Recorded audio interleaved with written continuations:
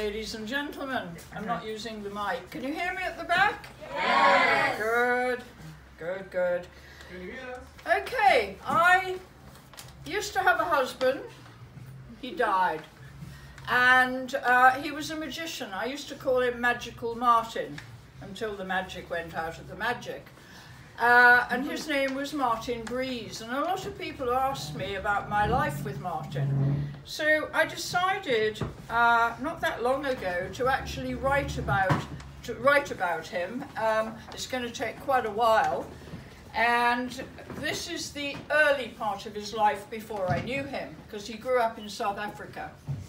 So, and his name was Martin Breese. It was actually Martin Ranicar-Breese, which is why I've got the name Jilliana Ranicar-Breese. I stole his Ranicar. But he was always known as Martin Breese. When we finally got divorced, after 25 years, he reverted back to being Martin Breese. Anyway, this is Martin's story, the early years. Martin Ranicar-Breese became a passionate boy magician after he was given a magic set one Christmas when he was about 12.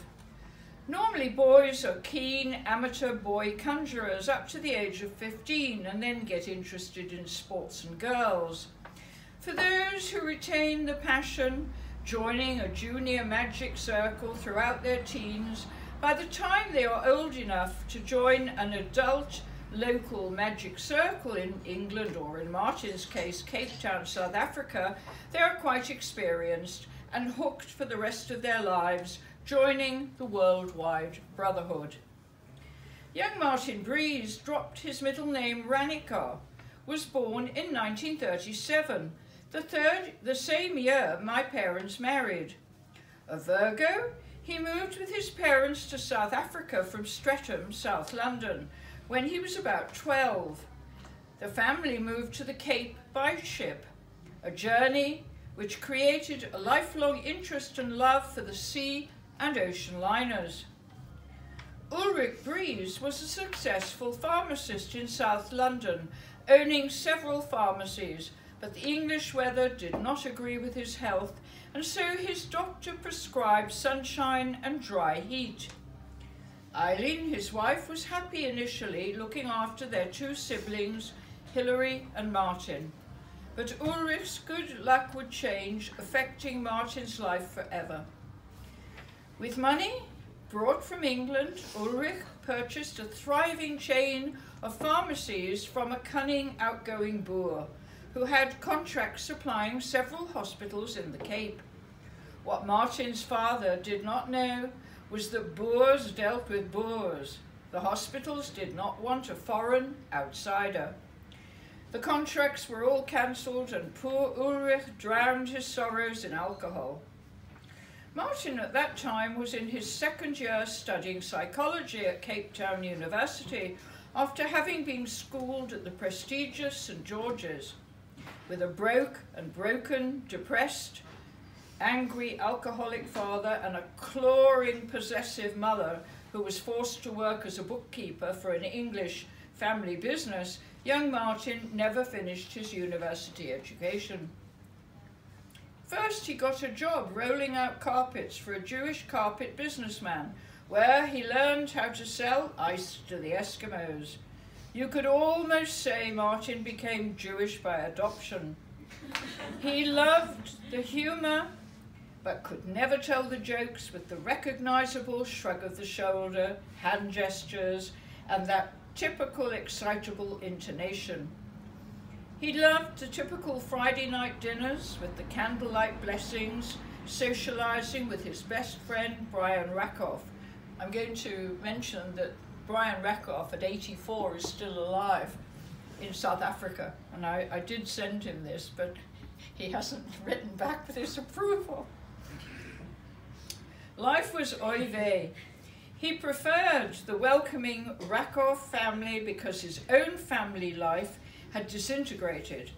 His father had eventually died of a heart attack in his early 50s, which convinced and haunted Martin that he too would die at the same age. His mother had taken up with another man and they owned a guest house. Martin was bullied by the stepfather, yet another alcoholic, so Eileen would start to drink to keep up with her partner. I'm unsure if they actually married or just lived in sin. Martin was desperately unhappy at home, which no longer felt like his home, so sister and brother became closer for a short while. A reason why later on Martin loved being married and having a secure home and family of his own, a dream that would shatter when the marriage bubble would finally burst and life would become hell again. I don't recall how or when Martin discovered he had an eye and aptitude as a photographer. He began writing clever copy at McCann Erickson, the famous advertising agency giant in Salisbury, Rhodesia, as it was called in his day, where he spent a year. He also bought a motorbike and rode across the desert to Mozambique, claiming he was the first person to make this trip. Who knows? Martin was always a good raconteur and exaggerated wildly. He discovered girls and dated a lot, went to dances and had lots of friends.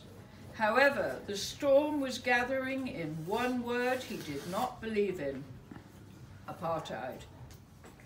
After an altercation with his landlord, from whom he rented a cheap room and held parties, he was criticised for inviting in black African students. Martin had had enough of the segregated life and became a political activist. Time to go back to London. At the age of 26, and armed with a reference from the agency in Salisbury, Martin, the magician, boarded the P&O ship bound for Southampton and a new life.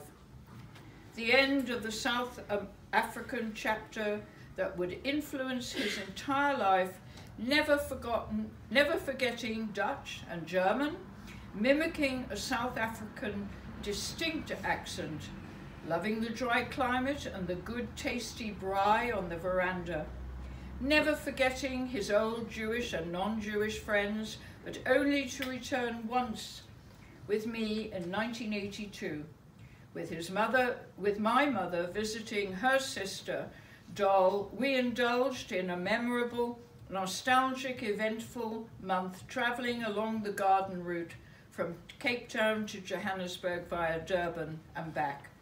I had family, South African family out there too, that had also influenced my formative early life.